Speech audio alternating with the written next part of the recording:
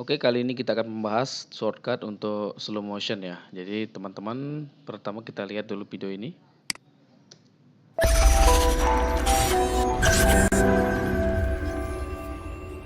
Ya, kita sudah lihat videonya seperti tadi. Caranya gampang, teman-teman tekan huruf R di keyboard, press R ya. Maka akan muncul seperti ini kursornya. Kita tinggal tarik ya. Kita bisa tarik, maka dia akan menjadi slow motion.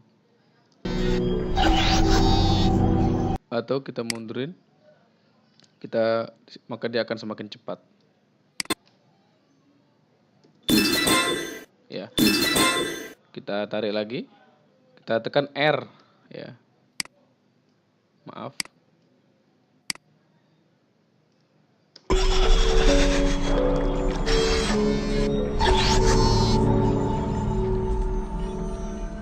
Ya, itu dia tutorialnya. Jadi cara ini sangat dibutuhkan ketika kita mengedit video yang banyak sekali cut-cutnya di tengah-tengah video.